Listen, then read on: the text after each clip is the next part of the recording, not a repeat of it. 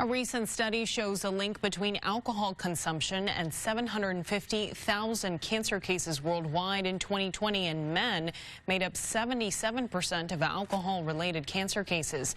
Dr. Christopher Oxner, surgical oncologist with Texas Oncology Surgical Specialists and St. David's Medical Center, joins us this morning to talk about it. Good morning, doctor. Thanks for joining us.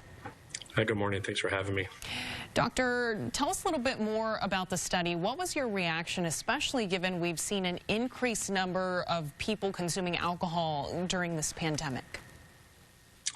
Yeah, I thought it was very well done. It's a nice kind of global look at the incidence of increasing in risk of cancer, in relation to alcohol. Like I said, it was very kind of comprehensive. Obviously with all studies there are some difficulties, but I think it just highlighted kind of some things we kind of know, but it's nice that it kind of points out with some real kind of numbers and things like that we can educate our patients on, because we know about cancer risk and relation to alcohol, but it kind of gives us some real data to say, like, this is where the risk is and this is how much risk is increased by consumption. So it's been good for that, I think, for education for patients, to give them some kind of real numbers to kind of chew on to understand that risk. Right. And Dr. Oxner, we're showing the graphic right here. You talk about education. One thing that was interesting about the study is it looks like it wasn't just one particular cancer. It was a variety of them. Can you tell us what the study might have found for reasoning in that? Well, there's definitely the relationship with alcohol, as it kind of acts as a carcinogen in some patients. So definitely, like one of the breakdown products, acetaldehyde, is that our body kind of breaks it down so we can metabolize it, is a carcinogen. So we're actually ingesting carcinogens into our body.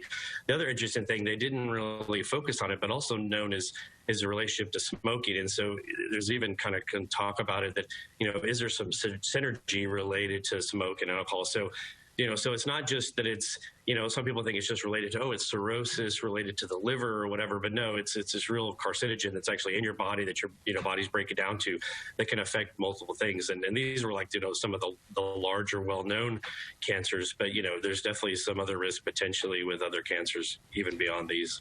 Doctor, you just said it's like we're drinking carcinogens. I mean, that sounds quite scary. Can you put into perspective how much is too much alcohol? Should we stop consumption of alcohol altogether? Just give us a little perspective on that.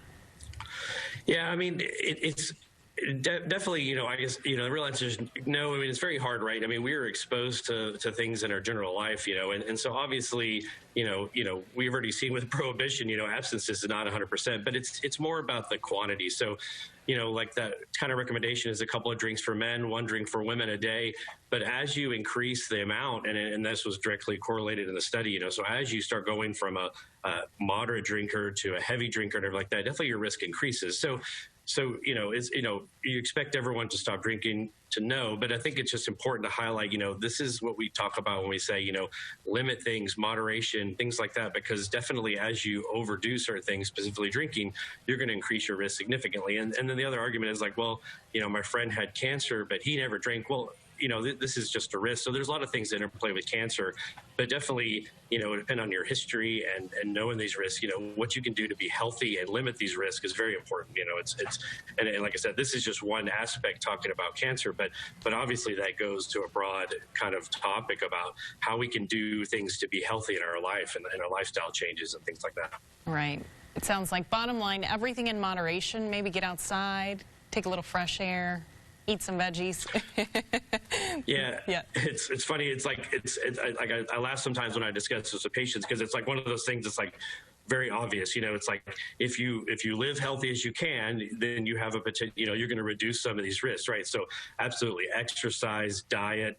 Reduce your drinking if you're a heavy drinker. If you can avoid avoid smoking, things like that. So it's kind of the no-brainer, and this just gives me real numbers to tell people, like, hey, be healthy as you can, because you will have a better chance of living longer and avoiding cancers and avoiding these other risks. All right, sounds like good rewards. Thank you so much, Dr. Oxner, for joining us this morning. Thank you. Thanks for having me. Stay with us. We'll be right back.